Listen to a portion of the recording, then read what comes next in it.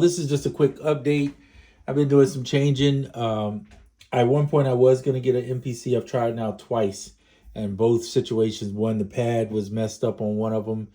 They sent me the wrong power cable. The other one had a jacked up headphone jack. I was just like, all right, I'm done. So for now, unless something comes along that's better, I'm just going to rock with the SP. It does pretty much what I want it to do when I use it. I don't use it all the time, but when I do like to mess around with it, I can get stuff done. But this right here is the Focusrite Scarlett 2i2. I'll kind of give you a little peek at the front. And this guy here is actually, to me, something I kind of steered away from getting audio interfaces for a while, because the SP does act as an audio interface, but it can be limiting in its own way because you can only use it for, I think it's 16-bit, 48 kilohertz. That's it. Whereas this, I have way more options to use it. And the reason why I got this is because now I can actually, because it's a 4i4, I have 2 inputs on the front, 2 inputs on the back, 4 outs on the back. So I can have speakers going out, but I can also send out stuff back into the SP, which means that I can record directly from the laptop. And I really don't need loopback to do it. Now you might think, well, why wouldn't you want to just have loopback? Loopback is on the computer. Well, that is true. It is nice to have loopback on the computer. But one of the things I like better is having a hands-on device.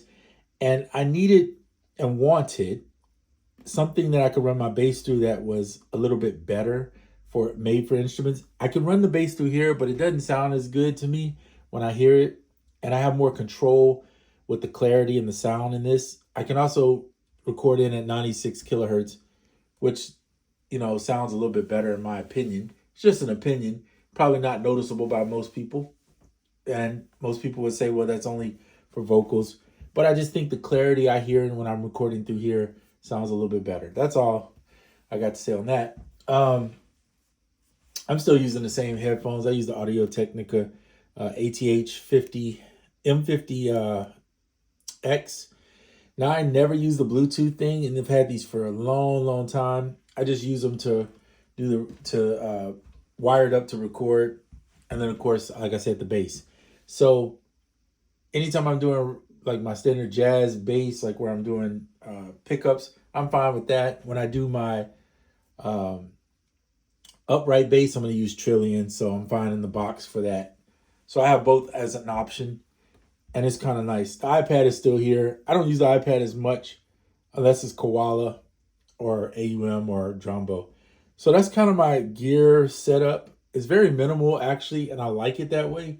I don't need a ton of different things, but I do like having options. And so most of my options are plugins, and I find the plugins to be just fine. Like, I don't need to go out and buy a synthesizer because I have enough synths inside of the computer. I can run them through the Focusrite into here, sample it back in if I want, and process it that way versus having a bunch of stuff that I have to keep up with, I have to maintain.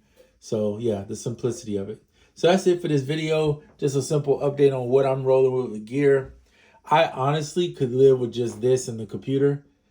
And then of course a keyboard and be just fine. That's probably the bare necessities, but that's what I really would need. I could even go without this, but I enjoy having this here for my bass guitar. So anyway, just my little setup, and comment below what you got, what your setup is and what you're doing. All right, I'll see you on the next one.